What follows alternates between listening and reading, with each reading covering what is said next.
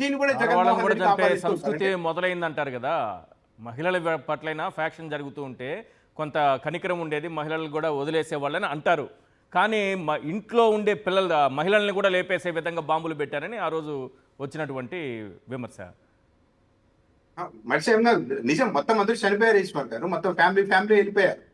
దాంతో వాళ్ళు ఏదో చేస్తే దాన్ని కూడా మళ్ళీ జగన్మోహన్ రెడ్డి గారే చేయించారని చెప్తారు. ఉమ్, మొత్తం ఏది జరిగింది చివరికి 2004లో వైఎస్ఆర్ ముఖ్యమంత్రి అయినప్పుడు అప్పుడు అనంతపురం జిల్లాకు సంబంధించి తెలుగుదేశం పార్టీ హయాంలో భర్తల్ని కోల్పోయిన మహిళలంతా తెల్ల చీరలతో ఒక నిరసన కార్యక్రమం చేశారు. చంద్రబాబు నాయుడు గారికి ఇది తెలియదా? ఉమ్, సరే, ఫ్యాక్షన్ ఎప్పుడో 20 ఏళ్ల క్రితం 30 ఏళ్ల క్రితం నడిచింది.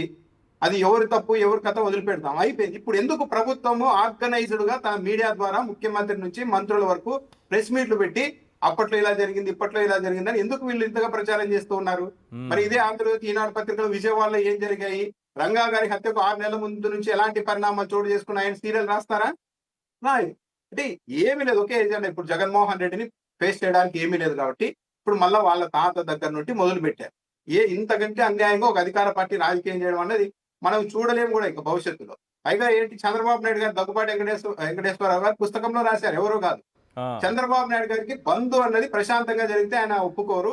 రైట్, అవును. కార్యకర్తలకు పెట్రోల్ క్యాన్ ఇచ్చి పంపించే వాళ్ళు బస్సును తగలపెట్టండి అని చెప్పారు కదా. ఓ ఇంటర్వ్యూలో అదే చెప్పారు ఆయన. తెలుగుదేశం పార్టీ ఓ ఇంటర్వ్యూలో స్వయంగా అదే చెప్పారు ఆయన. తెలుగుదేశం పార్టీ నుంచి బయటకు వచ్చిన సీనియర్ నాయకులు చెప్పారు. పరిటాల రవి గారి హత్య జరిగినప్పుడు సెంట్రల్ ఆఫీస్ లో చంద్రబాబు నాయుడు గారు కూర్చొని మొత్తం విధ్వంసం చేయండి అని చెప్పారు. దాంతోనే 1800 బస్సులు కొన్ని తగలబెట్టారు, కొన్ని ధ్వంసం చేశారని చెప్పారు కదా.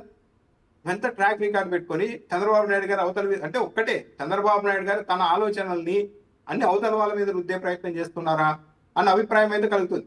నారాయణ రెడ్డి గారు చెప్పారు, ఎప్పుడు చంద్రబాబు నాయుడు గారు ముఖ్యమంత్రిగా ఉన్నప్పుడే కదా ఎంత దారుణంగా 30 మంది చుట్టుముట్టి నరికారు కదా, గొడ్డలతోనే కదా, కత్తులతోనే కదా. ఎస్. ఆ తర్వాత ఏమైంది అది, ఆ కేసు ఏమైంది? మళ్ళా ప్రసాద్ రెడ్డి అని అనంతపురంలో ఒక ఆయన ఎంఆర్ఓ ఆఫీస్ కి పిలిచి తలుపులేసి 5 మంది కొడవలతో నరికారు కదా, గొడ్డలతో నరికారు కదా. మరి దాన్ని గొడ్డలి పార్టీ అనొచ్చా?